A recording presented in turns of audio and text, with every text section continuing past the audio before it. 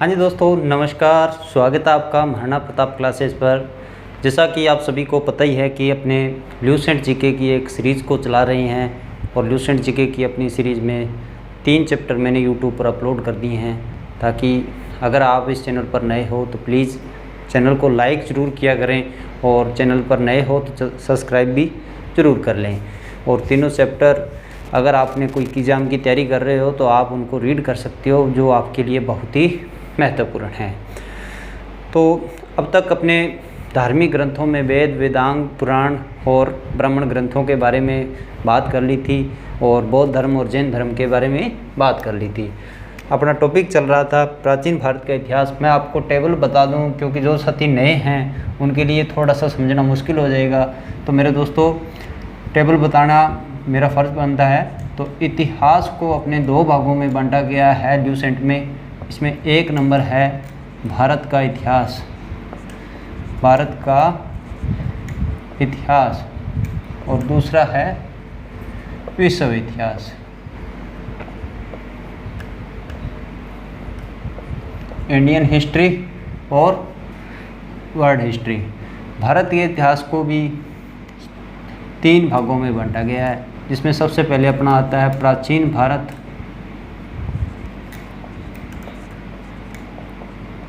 भारत का इतिहास। दूसरा मध्यकालीन भारत का इतिहास, और तीसरा आधुनिक काल, आधुनिक भारत का इतिहास।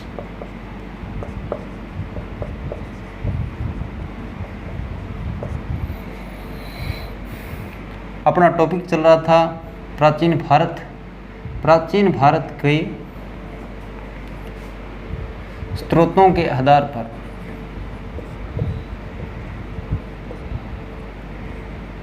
प्राचीन भारत को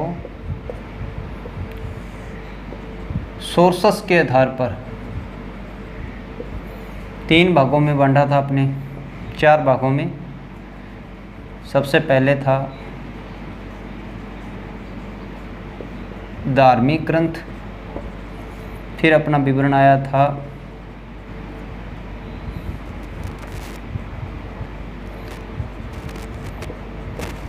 आज जो आएगा ऐतिहासिक ग्रंथ, और तीसरा अपना रहेगा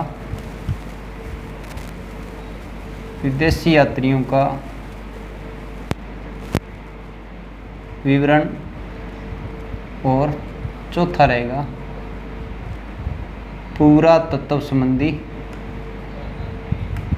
साक्ष्य। धार्मिक ग्रंथों में अपने वेद पढ़ लिए, वेदांग पढ़ लिए, ब्राह्मण ग्रंथ पढ़ लिए, पुराण पढ़ लिए, और कुछ अन्य वैदिक साहित्य लिटरेचर पढ़ लिए। 2 नंबर पे इस पे आया था बौद्ध धर्म, बौद्ध साहित्य, और 3 नंबर पे आया था, ये इसी के पार्ट थे,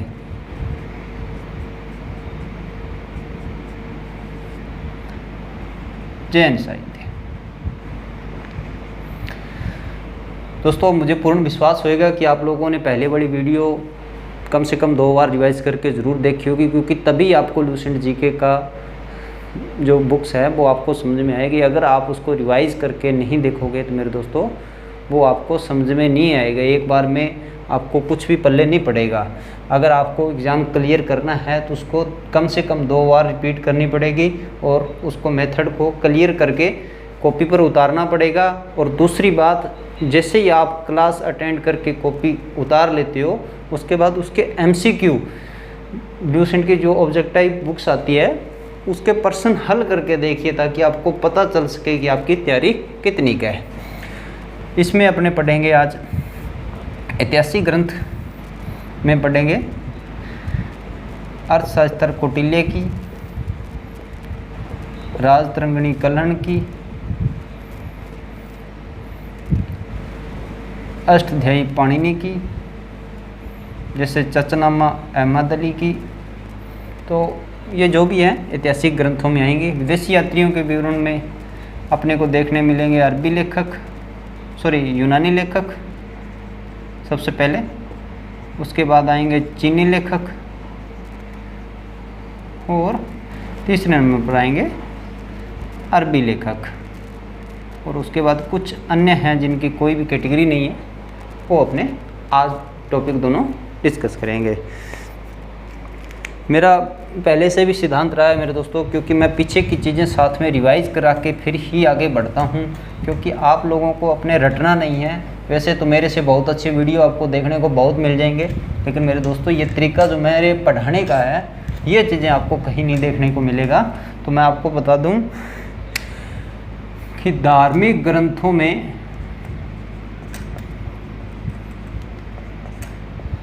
वेद 4 थे, वेदांग 6 थे, पुराणों की संख्या 18 थी, और इसमें अपने पढ़ा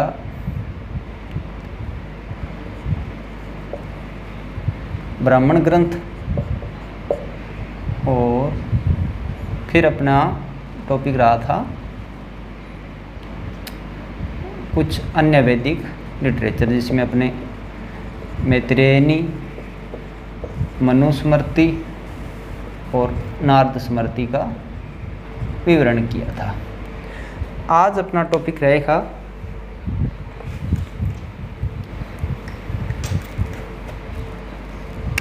दो नंबर। स्रोतों के आधार पर अपने 2 नंबर बांटे थे ऐतिहासिक ग्रंथ, दूसरे नंबर पर था अपना ऐतिहासिक ग्रंथ। सबसे पहले अपने को डेफिनेशन पता होनी चाहिए कि दोस्तों ऐतिहासिक ग्रंथ कहा किसको जाता है।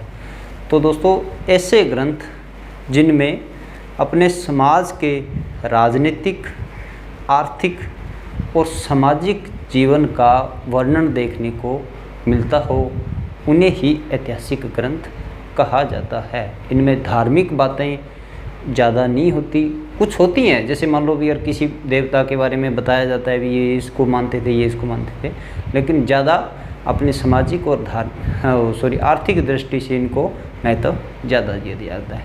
इसका अगर सबसे बढ़िया एग्जाम्पल दे के मैं बताऊं तो कौटिल्य के द्वारा रचित ऐसे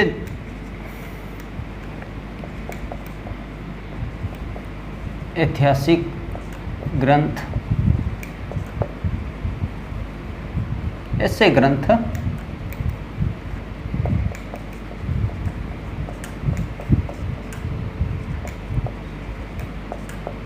जिनमें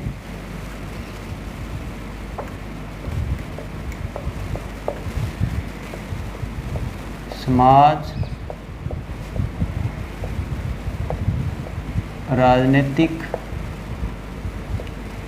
और आर्थिक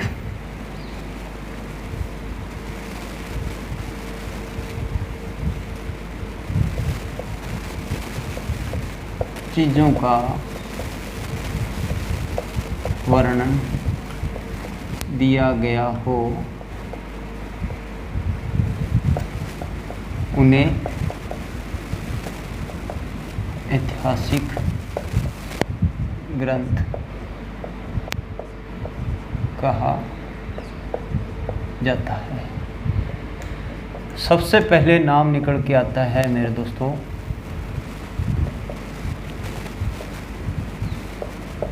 अर्थशास्त्र का।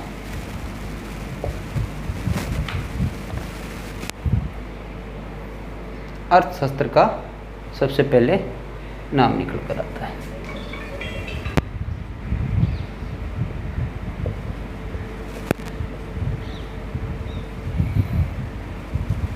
अब अपने मैनस्क्रिप्ट्स के आधार पे देखें मेरे दोस्तों आज मैं कुछ इसी तरह से पढ़ाऊँगा, जैसे आप अगर मेंस की भी तैयारी कर रहे हो तो उसमें आपको ये चीज़ें बहुत ही हेल्पफुल रहेंगी।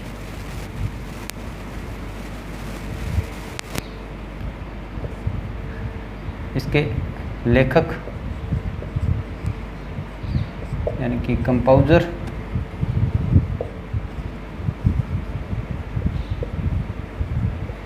चाणक्य, और चाणक्य को दोस्तों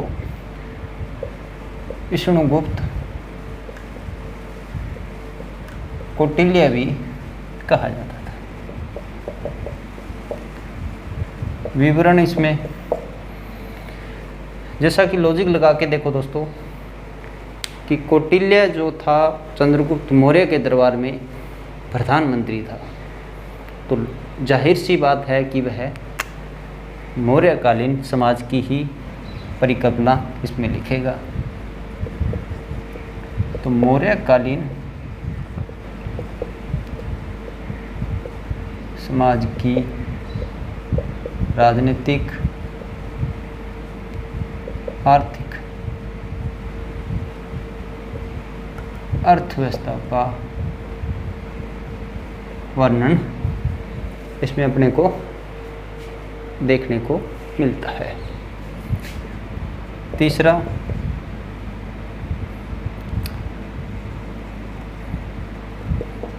इसके 15 अध्याय और 180 पार्ट्स हैं, सॉरी 180 अध्याय हैं, ये पार्ट्स हैं।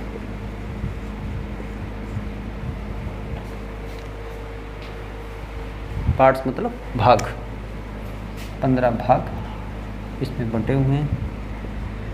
और चौथा अगर इसमें अपने देखें तो आप इतना लिख के छोड़ सकते हो कि इसकी भाषा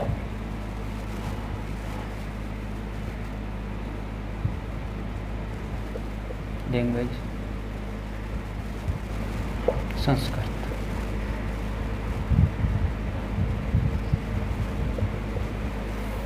इसकी भाषा संस्कृत। तो ये तो था अर्थशास्त्र के बारे में।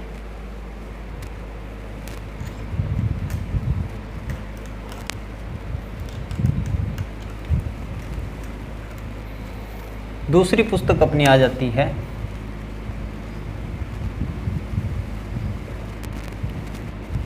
राजतरंगिणी।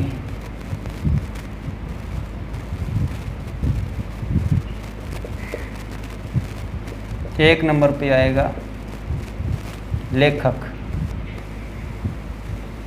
कंपोजर। तो ये कल्हण के द्वारा लिखी गई थी दोस्तों। राजतरंगिणी कल्हण के द्वारा लिखी गई थी। दूसरा पॉइंट इसमें अपना आएगा भाषा। तो लैंग्वेज इसकी संस्कृत थी। और तीसरा अपने इसका विवरण देखें तो इसमें कश्मीर का इतिहास दिया गया था।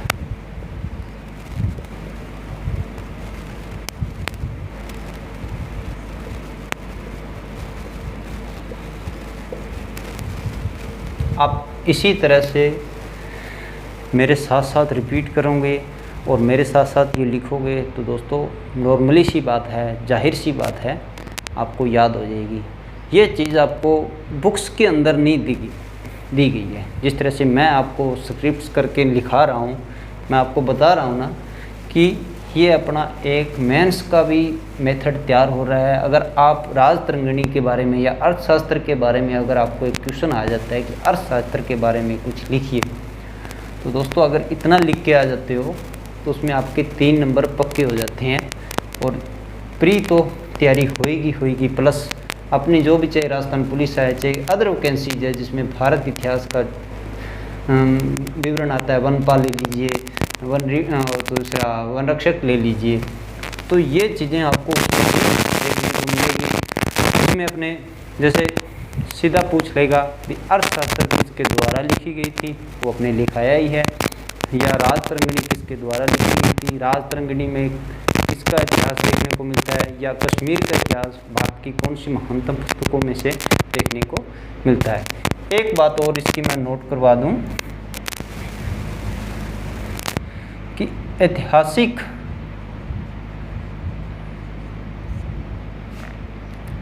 ग्रंथों में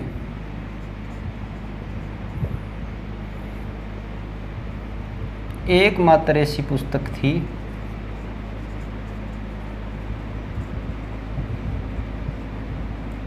जिसमें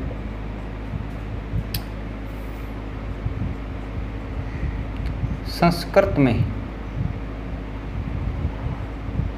इतिहास, कश्मीर का ही कर लीजिए क्योंकि कश्मीर का ही लिखा हुआ है, क्रमबद्ध तरीके से लिखा गया है। अब क्रमबद्ध तरीके से दोस्तों आपको एक चीज़ याद आ रही होगी, अगर नहीं याद है तो मैं आपको याद करा देता हूँ कि सबसे पहले जब अपने टॉपिक स्टार्ट किया था तो मैंने बताया था कि विश्व के इतिहास का जनक, father of the history, world history किसको माना जाता है, हेरोडोटस को माना जाता है। क्यों माना जाता है? क्योंकि उन्होंने इतिहास का विवरण जो है वो क्रमबद्ध तरीके से ही दिया गया था, और क्रमबद्ध तरीके से लिखने को ही दोस्तों इतिहास कहा जाता है। उसकी घटनाएं परिणामिक होनी चाहिए, उसके प्रमाण होने चाहिए और उसकी क्रमबद्धता जरूर होनी चाहिए, उसी को इतिहास में जोड़ा जाता है। तो अगर अपने बात कर लें कि इतिहास की क्रमबद्ध तरीके से लिखने वाला पहला लेखक कौन था, तो वो तो आ जाएगा हेरोडोटस। और अगर बात कर लें कि संस्कृत में इतिहास का क्रमबद्ध तरीके से लिखने वाला लेखक कौन था, तो मेरे दोस्तों तब आएगा लेखक कल्हण, और जिसने कश्मीर का इतिहास इसमें क्रमबद्ध तरीके से लिखा था। तीसरी पुस्तक अब अपनी आती है चचनामा, जिसके लेखक अहमद अली थे। तीसरी पुस्तक है चचनामा, और चचनामा के लेखक अली अहमद।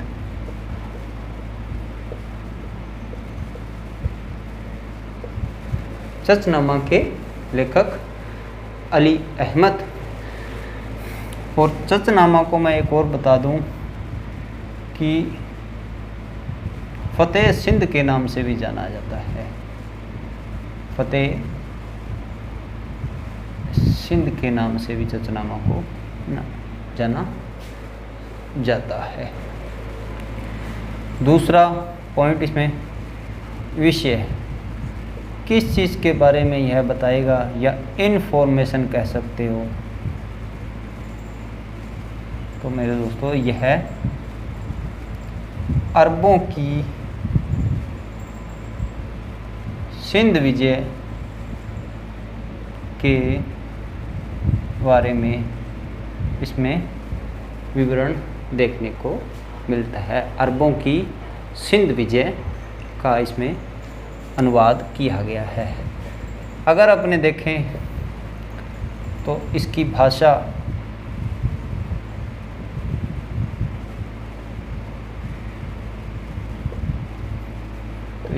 दोस्तों फारसी थी, क्योंकि यूनानी लेखक थे तो नॉर्मली सी बात है, अभी भाषा वही होगी उनकी।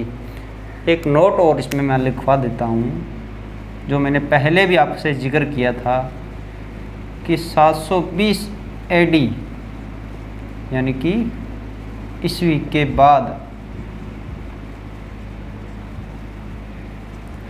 भारत में सफल मुस्लिम आक्रमण होने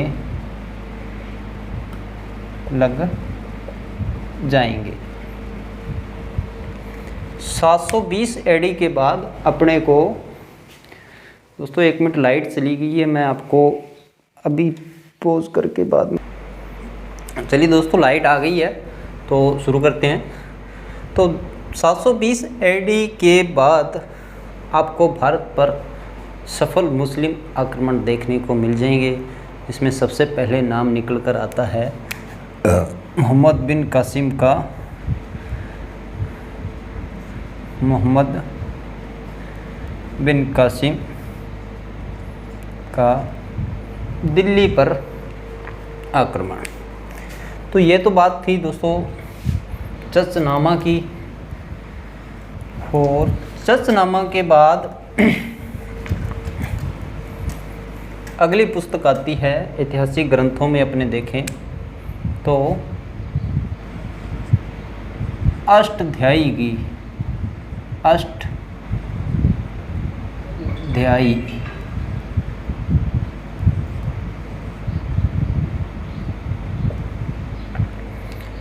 अष्टध्यायी के लेखक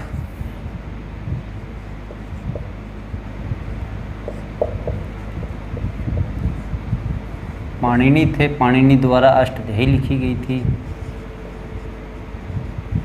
भाषा इसकी संस्कृत थी।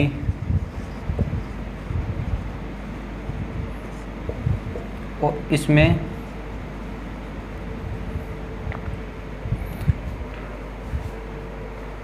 जो अष्टध्यायी है इसमें विवरण जो है दोस्तों वो मौर्य काल से पूर्व व मौर्यकालीन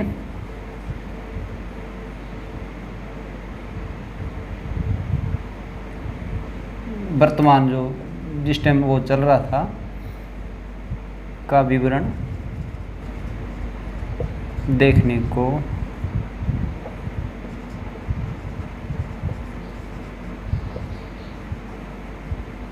मिलता है।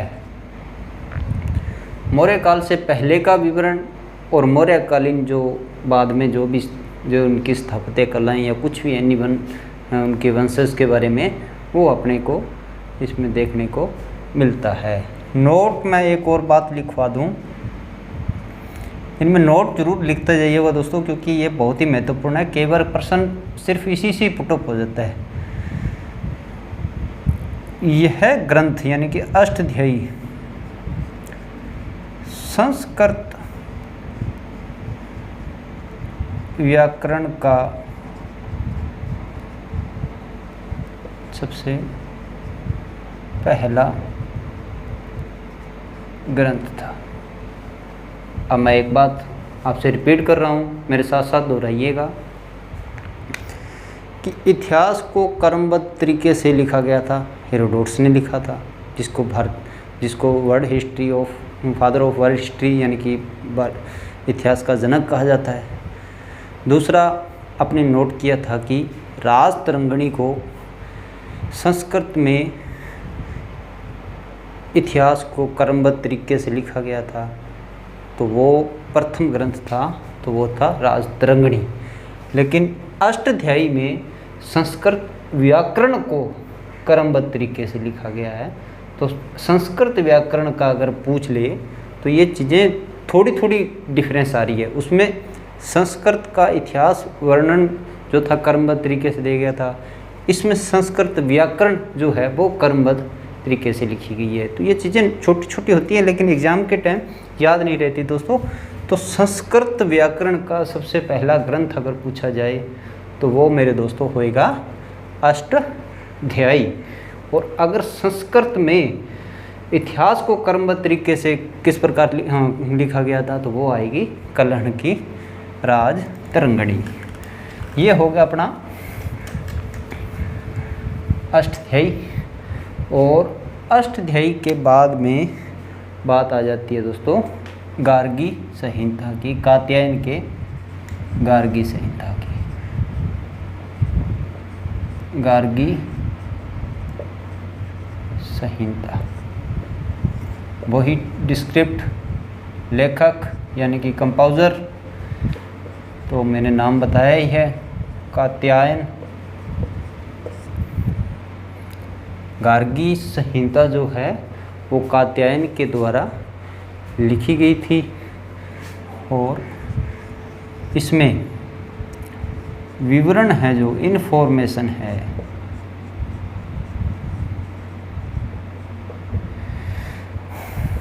वो ज्योतिषों के बारे में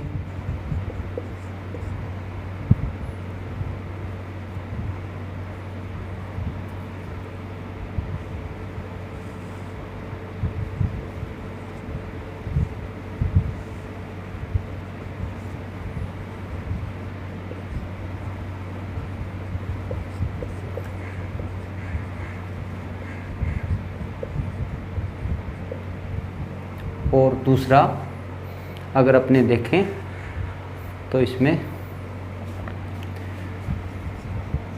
भारत में होने वाले यवन यानी कि ग्रीक आक्रमण का विवरण देखने को मिलता है। गार्गी संहिता कात्यायन के द्वारा लिखी गई थी। इसमें विवरण अगर अपने देखें तो ज्योतिषों के बारे में और दूसरा यवनों का, ग्रीक का भारत पर अटैक के बारे में जानकारी मिलती है। ग्रीक अटैक ऑन इंडिया की जानकारी इसमें मिलती है। यही दो चीज़ें इसमें हैं और जो मैंने आपको बताई है। अगला अपना ग्रंथ और अंतिम ऐतिहासिक ग्रंथ देखें तो दोस्तों वो आता है महाभाष्य।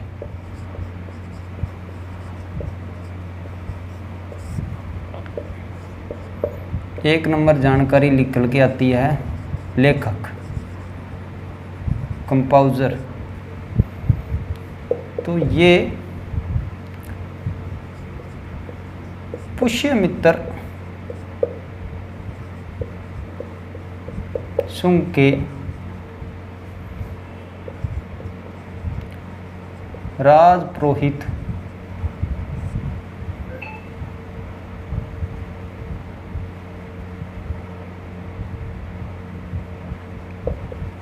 पतंजलि द्वारा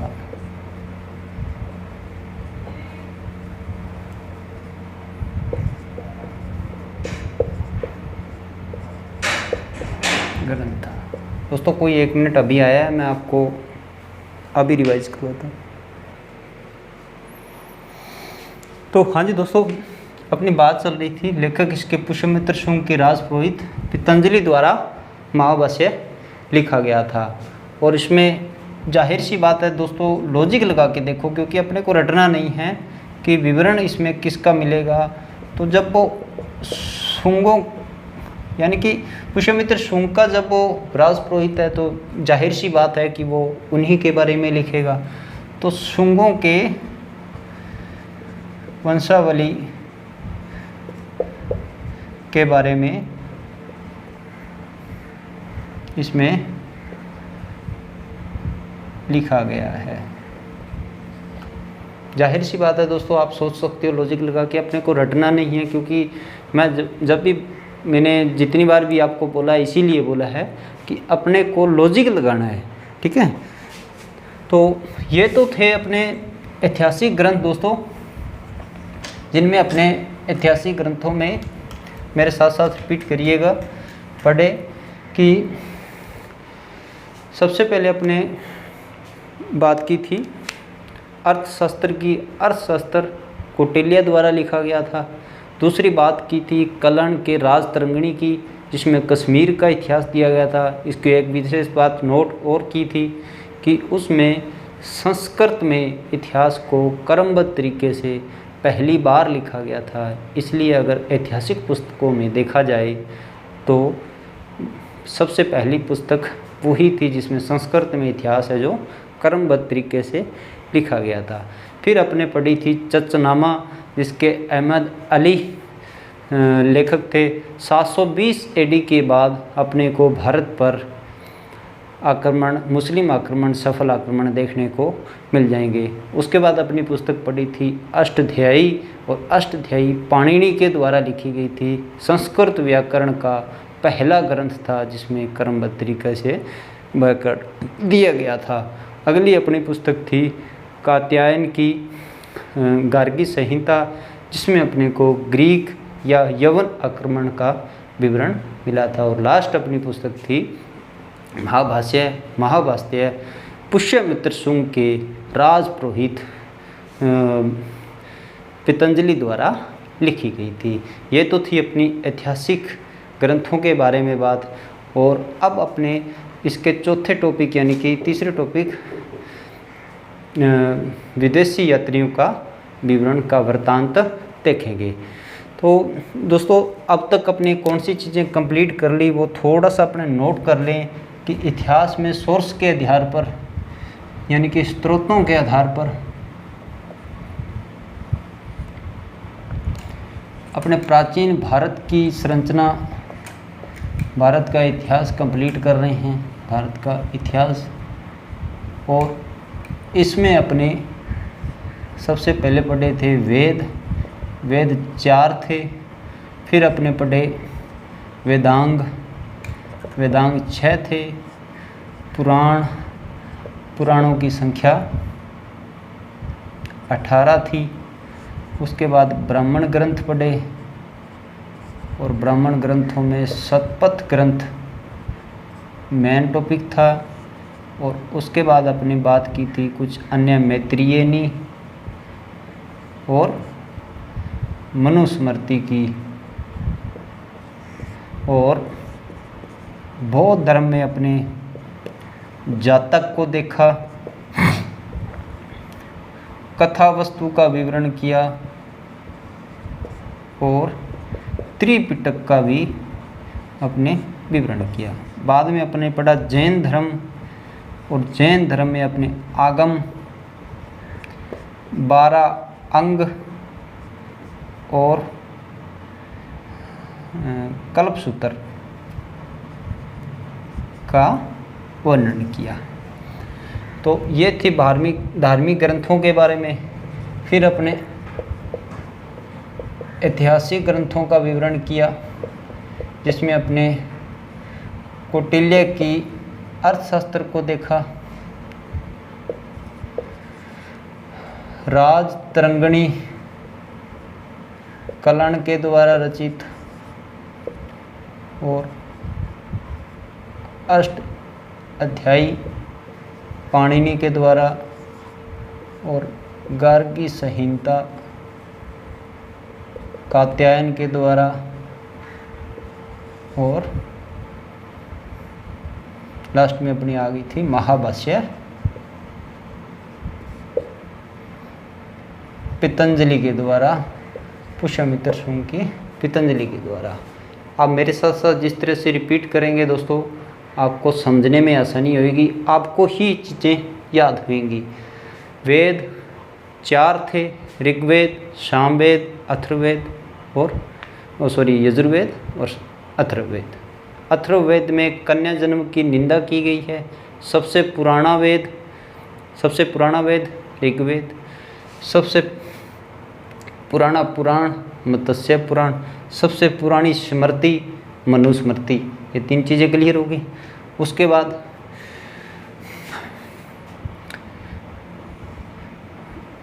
शतपथ ब्राह्मण में स्त्री को पुरुष की अर्धांगिनी कहा गया है, और उसमें अथर्ववेद में कन्या जन्म की निंदा की गई है। मनुस्मृति में मैत्रेयनी में स्त्री की सबसे दयनीय स्थिति दर्शाई गई है। मनुष्य के 3 दोष बताए गए हैं, जिसमें जुआ, शराब और स्त्री बताया गया है। तो ये चीज़ें आपको अगर थोड़ा थोड़ा रिवाइज करोगे दोस्तों तो अपने आप को याद होती चली जाएंगी। अगला अपना टॉपिक है, इसके बाद अपना टॉपिक आता है दोस्तों चौथा, स्रोतों के आधार पर धार्मिक ग्रंथ, ऐतिहासिक ग्रंथ। तीसरा आता है अपना विदेशी यात्रियों का विवरण। तो अब अपना तीसरा टॉपिक है विदेशी यात्रियों का विवरण।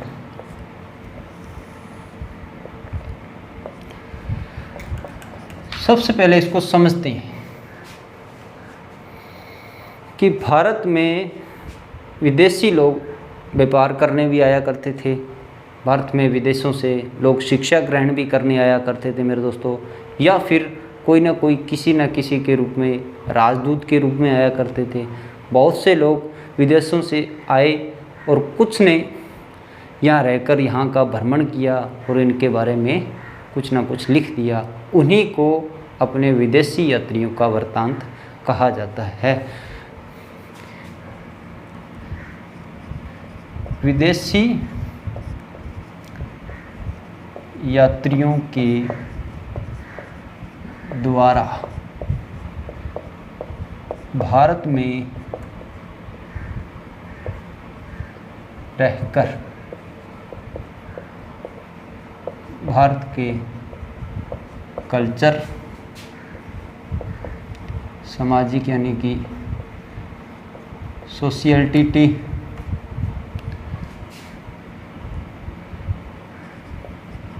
दृष्टिकोण को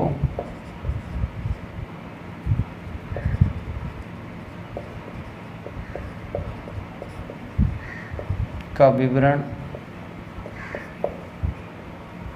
किसी न किसी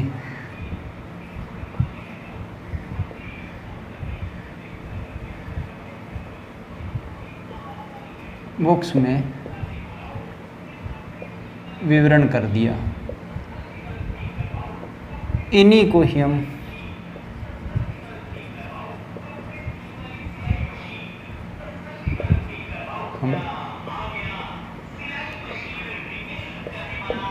विदेशी यात्रियों का विवरण या वृत्तांत कहते हैं।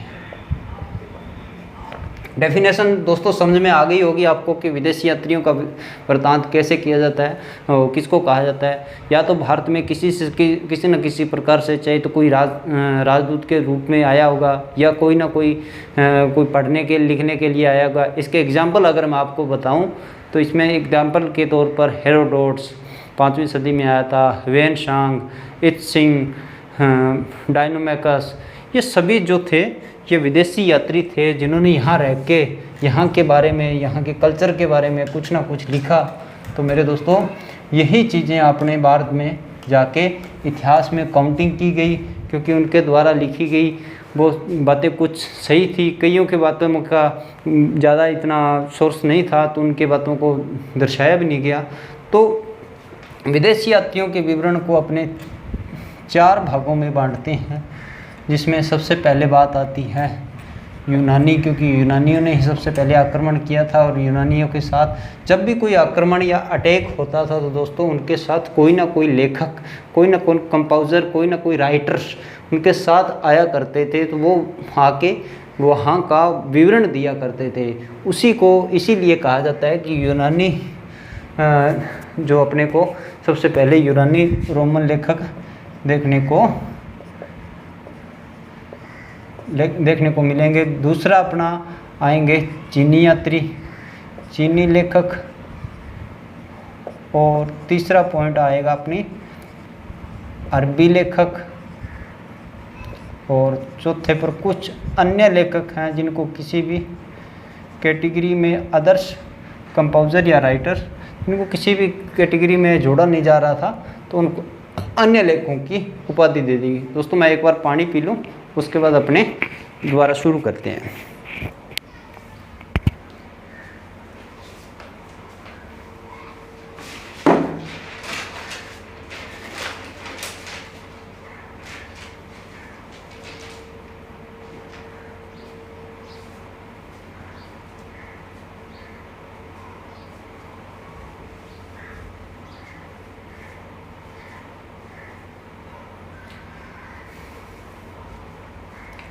हाँ जी दोस्तों, तो चलिए शुरू करते हैं। तो सबसे पहले अपने पढ़ेंगे यूनानी लेखक।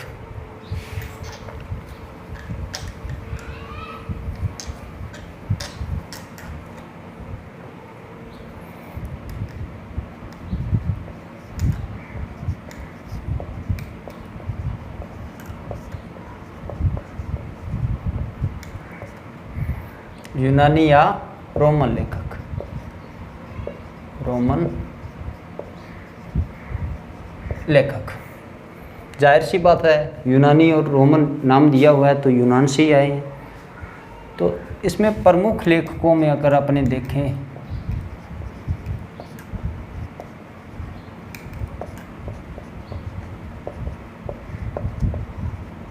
तो टेशियस,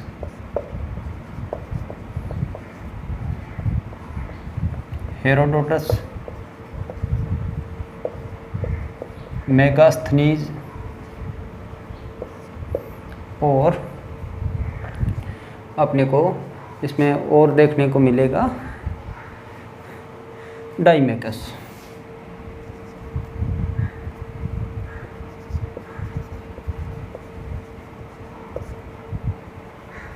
ये तो इसके प्रमुख लेखकों के नाम हैं। और इसमें अपने सबसे पहले बात करते हैं टेशियस की।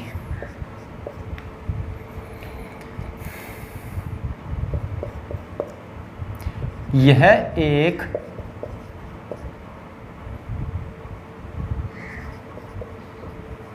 ईरानी राजवेद था। इसने भारत के बारे में कुछ ज़्यादा ही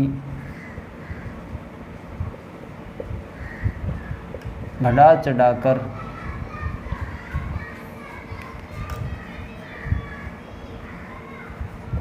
आश्चर्यजनक व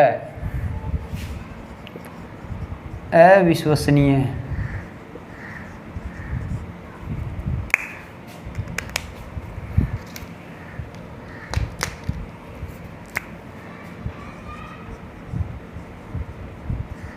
जानकारी का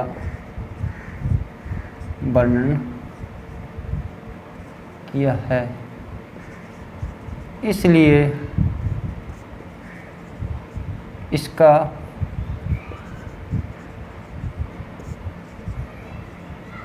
भारतीय इतिहास में ज़्यादा महत्व नहीं दिया जाता। दोस्तों, बात कुछ इस तरह से है कि इसने जो कि भारत के बारे में जो भी कुछ लिखा था, शायद हो सकता है वैसे ही इसने लिख दिया। तो इसने बहुत ही आश्चर्यजनक और अविश्वसनीय जो स्रोत दिए थे। इसने कहा था भी ऐसे होता है, ऐसे होता है, लेकिन भारत के बारे में ऐसा कुछ था नहीं। इसलिए भारतीय इतिहास में इसका विवरण अपने को बहुत ही कम देखने को मिलता है। इसके बारे में अगर आपको याद करने का बात है तो आप सिर्फ इतना याद कर सकते हो, क्योंकि एग्जामिनर ये प्रश्न जरूर पूछ सकता है कि टेशियस कौन था। तो टेशियस एक ईरानी राजवेद था, या ये कह सकते हैं कि भारत के बारे में आश्चर्यचकित व अविश्वसनीय बातें जो है किस लेखक ने लिखी थी। तो इसका आंसर हो जाएगा मेरे दोस्तों टेशियस। दूसरा अपना लेखक आ जाता है हेरोडोटस। यह बहुत ही इंपॉर्टेंट है दोस्तों।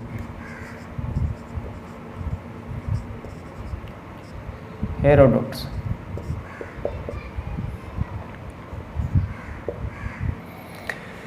हेरोडोटस ने घटनाओं को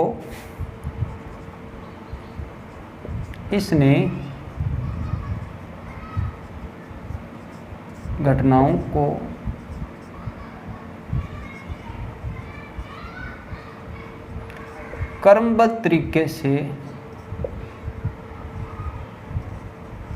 लिखा है, इसलिए इसे विश्व इतिहास का जनक कहा जाता है। इसके द्वारा एक पुस्तक लिखी गई थी जिसका नाम था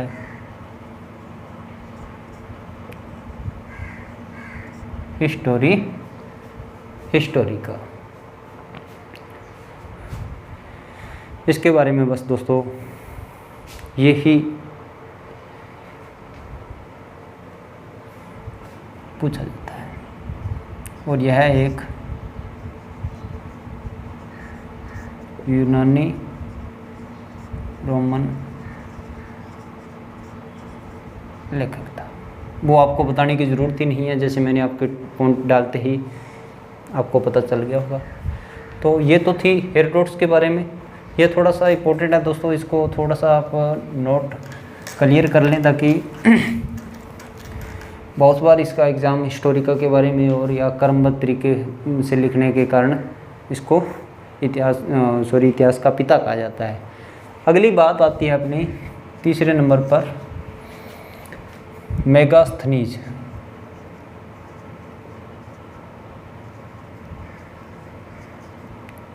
ये भी बहुत इम्पोर्टेंट है मेरे दोस्तों, इसके बारे में भी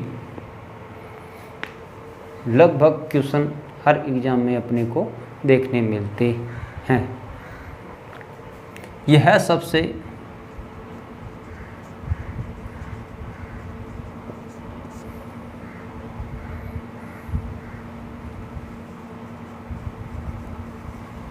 महत्वपूर्ण यूनानी रोमन लेखक है। एक नंबर। दूसरा यह है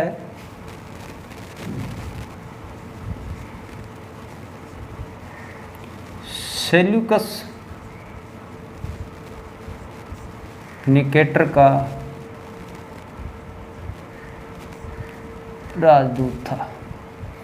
लॉजिक लगा के देखो दोस्तों कि अगर यह राजदूत था तो सबसे पहले मैं आपको बता दूं कि राजदूत कहा किसको जाता है। अब तो चलो अपने को देखने को नहीं मिलते दोस्तों, फिर भी ऐसी बात नहीं है कि नहीं है। जिससे भी कोई फॉरेन कंट्री के लिए वीज़ा अप्लाई करता है तो वहाँ अपनी असेंबली है, वहाँ अपने को अपने देश का एक राजदूत मिलेगा। अगर आपको विदेश में जाकर कोई दिक्कत हो जाती है तो आप भारतीय विदेशी राजदूत से अपनी गुहार लगा सकते हो कि सर मैं इस तरह से यहाँ आया था, मैं यहाँ फंस गया हूँ, मेरी हेल्प कीजिए। तो भारतीय जो राजदूत हैं वो आपकी हेल्प करेंगे। वही चीज़ें पुराने समय में भी थी। तो पुराने समय में भी दोस्तों ये राजदूत एक से दूसरे देश के बीच की बातचीत पहुंचाते थे। सपोज कर लीजिए पहले देश ही कहा जाता था, क्योंकि एक राजा का अगर कोई शासन जहाँ चल रहा था जिस सल्तनत पर, दूसरे सल्तनत को देश कहा जाता था। कई बार अपनी अंतर्राष्ट्रीय भी पहचान होती थी। तो अब अपने चलो बॉर्डर बन गए हैं, तो पहले ऐसा कुछ था नहीं। तो ये चीज़ें थी कि राजदूत था जो एक देश से दूसरे देश तक बात पहुंचाने की बात करता था। भी आपको अगर व्यापार में संधि करनी है तो आप इस तरह से यहाँ से ऐसे कर सकते हो। तो ये भी एक सेल्यूकस निकेटर का राजदूत था। तो नॉर्मली सी बात है कि यह एक राजदूत था, तो यह किसी न किसी के दरबार में तो आया होगा। तो यह दोस्तों चंद्रगुप्त मौर्य के दरबार में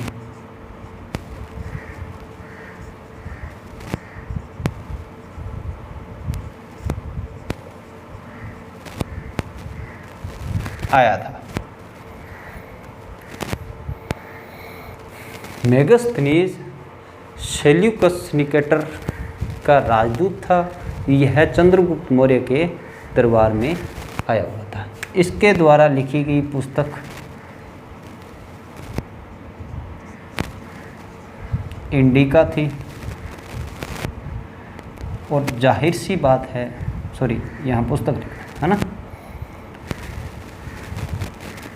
पुस्तक इंडिका इसके द्वारा लिखी गई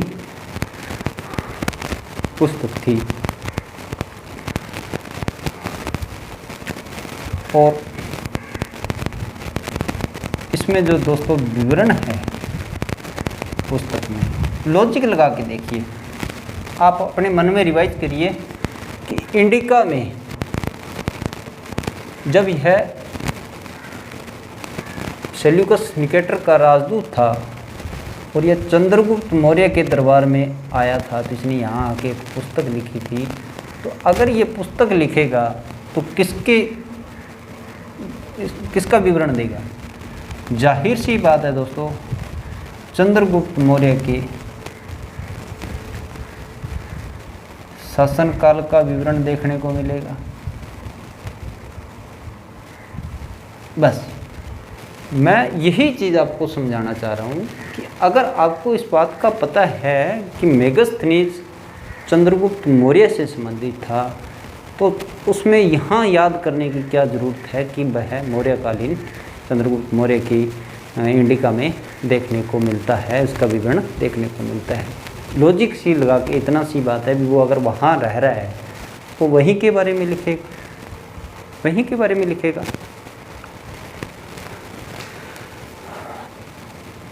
तो ये तो होगी अपनी मेगस्थनीज के बारे में।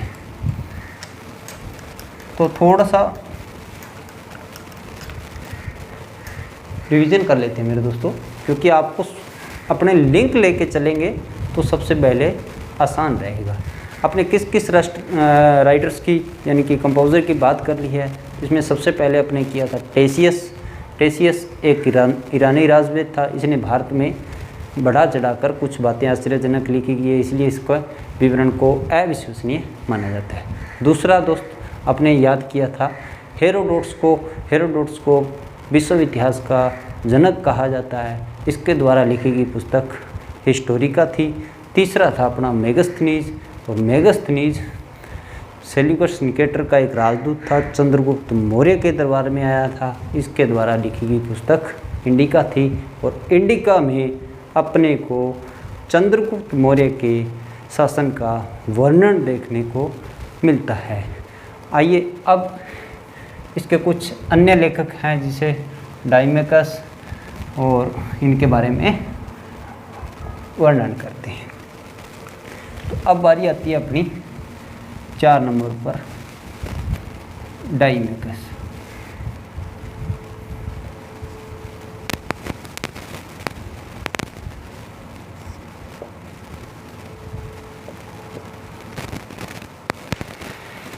डाइमेकस यह एक सीरियन नरेश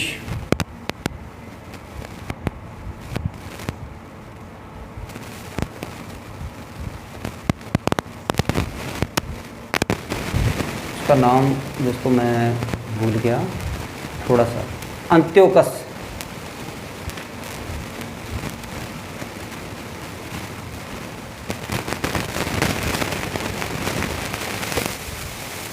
का राजदूत था। अब जाहिर सी बात है कि राजदूत है तो किसी न किसी के दरबार में तो आया होगा। तो यह बिंदुसार के दरबार में आया था।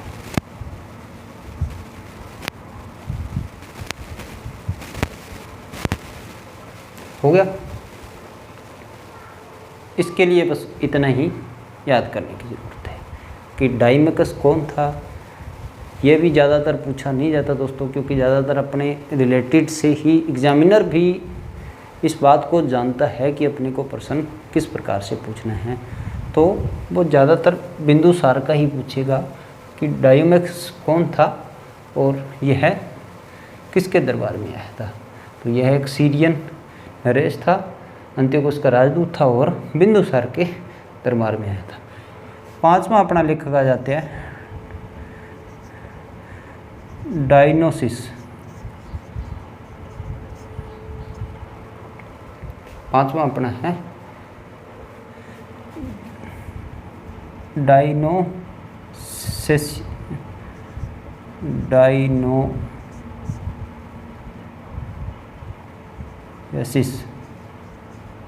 ये है स्पेलिंग इसकी, डायनोसियस। यह मिस्र नरेश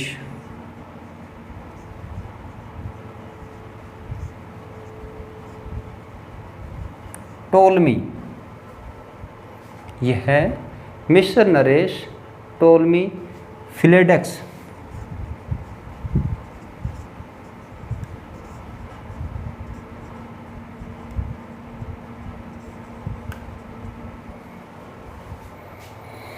मिस्र नरेश टोलमी फिलेडेक्स का राजदूत था और यह अशोक के दरबार में आया था। बस यही चीज़ इसके बारे में याद करनी, दरबार में आया था। ये नोट कर लीजिए दोस्तों, फिर अपने अगले लेखक के बारे में बात करते हैं।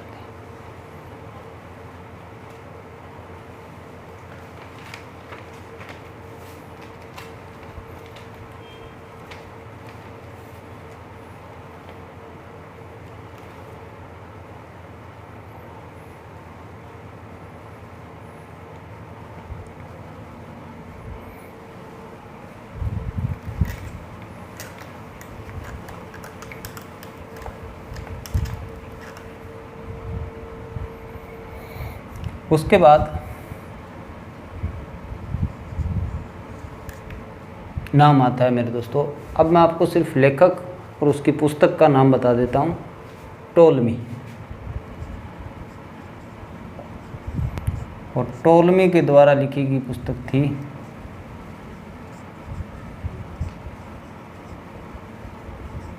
भारत का भूगोल।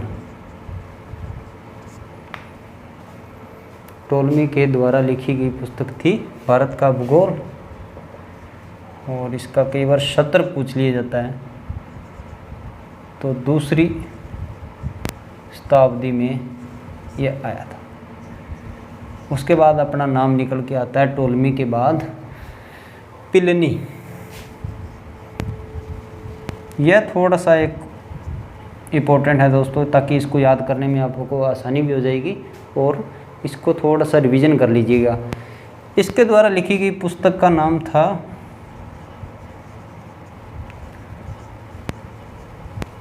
Natural history. और विवरण में देखें तो यह एकमात्र ऐसी किताब थी जिसमें भारतीय वनस्पति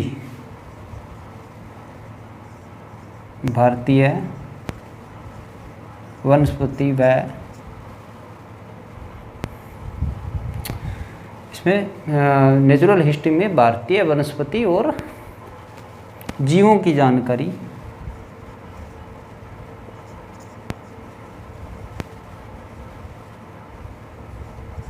दी गई थी। नेचुरल हिस्ट्री प्लिनी के द्वारा लिखी गई थी, एकमात्र ऐसी किताब जिसमें भारतीय वनस्पति व जीवों की जानकारी मिलती थी। Knowledge of Indian flora and fauna की जानकारी मिलती थी। और लास्ट में एक किताब निकल के और आती है दोस्तों, जिसको बोलते हैं पेरिप्लस,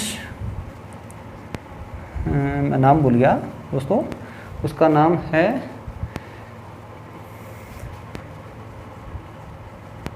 पेरिप्लस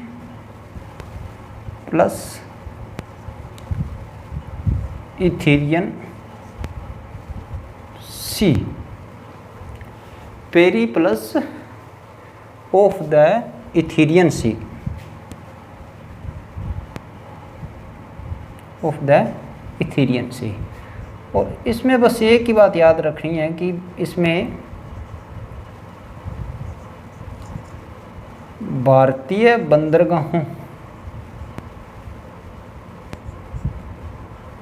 का विवरण देखने को मिलता है। यहाँ सी है, सी मतलब समुद्र, तो सी से ये याद कर लेना कि भारतीय बंदरगाहों का विवरण देखने को मिलता है। केवल क्वेश्चन पूछ लिया जाता है।